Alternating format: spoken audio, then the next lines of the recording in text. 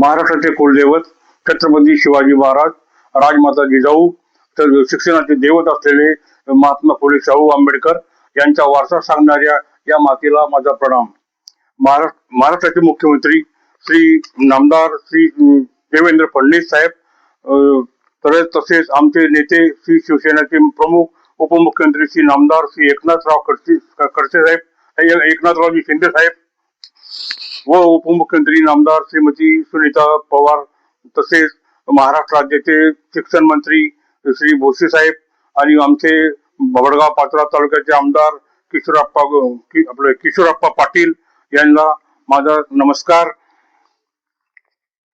आमच्या ग्रामविकास मंडळाच्या पिंपळगाव हरेश्वर तालुका पाचोरा जिल्हा जळगाव श्री किशोर भिगनराव गरुड मी सभासद असून दिनांक 2017 ते 2020 या कालखंडात ग्रामविकास मंडळाच्या संचालक होतो. आज मी माजी संचालक आहे.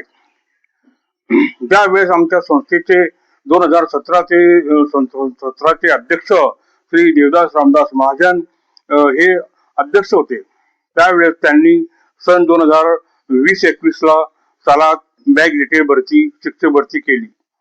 त्या शिक्षक भरतीत 4 जागा सुरुवातीला त्यांनी भरल्या. त्या जागेमध्ये ते मागासवर्गीय आरक्षण असताना त्या जागा त्यांनी भरल्या. 3 शिक्षक, एक शिक्षकेतर कर्मचारी. वास्तविक पाहता मागासवर्गीयांच्या जागा 3 शिक्षकांच्या जागा म्हणजे त्यांनी काय केलंय, साधारणतः इंग्रजी आणि गणित विषय आपल्याला हवे चुकीच्या भरल्या. त्या मागासवर्गीय आरक्षण 3 जागांचं 4 जागांचं मागासवर्गीय आरक्षण होतं, ते ओपनच्या भरल्या पूर्ण. आणि त्यात वास्तविक पाहता आमच्याकडे इंग्रजी आणि गणिताचे शिक्षक असताना त्यांनी इंग्रजी आणि गणिताचे शिक्षक म्हणून त्या जागा त्यांनी भरल्या. त्यात त्यांनी त्यांच्या स्वतःचे नातेवाईक लावले.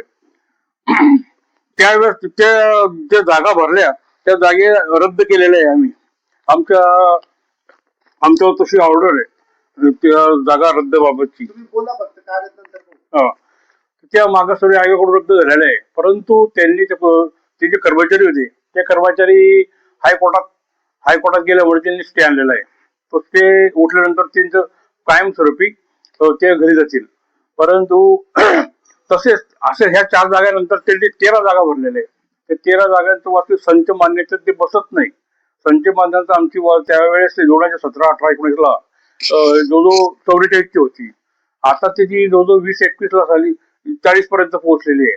आणि शिक्षक संख्या कमी, विद्यार्थी संख्या कमी झाल्यामुळे शिक्षक कमी बसतात. त्या विद्यार्थी संख्येच्या आधारे शिक्षक बसतात. त्या अतिरिक्त शिक्षक भरले. हे शिक्षक अतिरिक्त जवळजवळ 13, 17, 22 शिक्षक ग्रामविकास विद्यालयात भरले त्यांनी.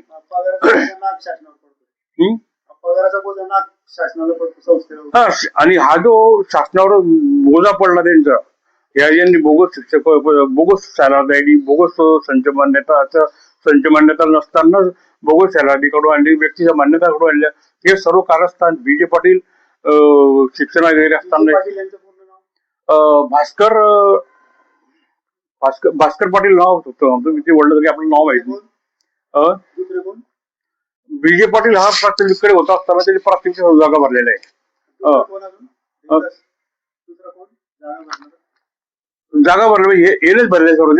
प्राथमिक BJ पाटलांनीच केलं सर्व कारस्थान. त्यांनी सुरुवातीला आमच्याकडे प्राथमिक शाळेत सुरुवात केली. सुरुवातीला त्यांनी 12 जागा भरल्या. त्यांनी ऍप्रिल आणले. वस्ती आमच्या प्राथमिक शाळेमध्ये 22 ची संच मान्यता असताना शिक्षक विद्यार्थी संख्या कमी असताना त्यांनी हे जे एक्स्ट्रा 12 भरून टाकले.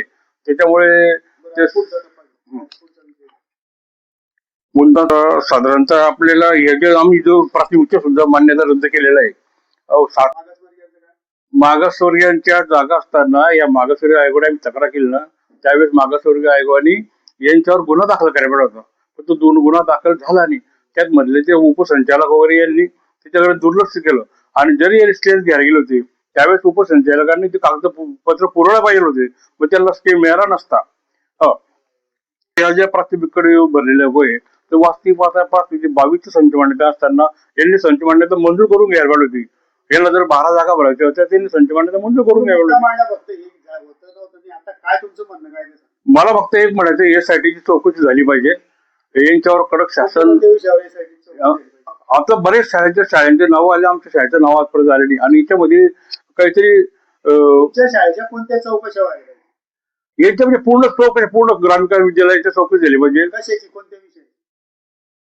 ह्या बोगस शिक्षक भरतीची, बरं. एक्स्ट्रा शिक्षक येणे सर्व व याच्यावर शासनावर भार पडलेला आहे. वास्तविकता जागा नसताना जागा भरल्या. मेन लोकांची नावं सांगा.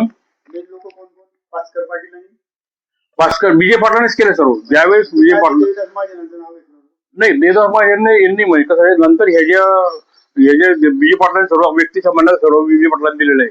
प्राथमिकच्या विजय पाटलांनी दिलं आहे, माध्यमिकच्या विजय पाटलांनी दिलेलं आहे आणि नंतर ज्या पुढील जे कारवाई होती ती शारदा आयडीची, हे सर्व मग कल्पना चव्हाण, जो आपला काय बच्छाव यांनी सर्व शारदा आयडीची शिफारस केलेली आहे.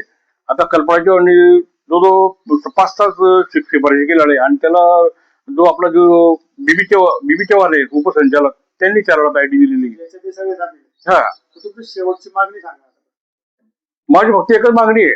माझ्या म्हणजे पिंपळगाव हरेश्वर ग्रामीण विद्यालयाची चौकशी साठी मार्फत झाली पाहिजे आणि त्यातल्या प्राथमिक शाळेत सुद्धा झाली पाहिजे. हो, त्याच्यामुळे या शासनावर जो भर पडला ही रिकव्हरी झाली पाहिजे आणि ज्या संचालक मंडळाने हे काम केलं, जे अध्यक्ष व चिटणीस होते त्यांच्यावर त्यांची चौकशी करून त्यांचा गुन्हा दाखल झाला पाहिजे.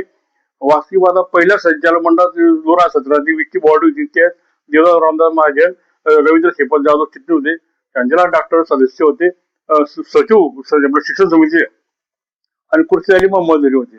त्याच्यानंतर आता ह्याच्या दुसरी 2022 संचालक ह्याच्या देवदास महाजन रामदास महाजन यांनी जी जागा भरल्या त्या बाबतीत त्या 13पैकी 2 जागा प्रकाश बाजीराव पाटील अध्यक्ष ग्रामीण मंडळ आणि गीते आपलं सुखदेव विठ्ठल गीते यांनी या स्वाध्यक्ष सचिव यांनी 2 जागांच्या शारदा आयडी काढली.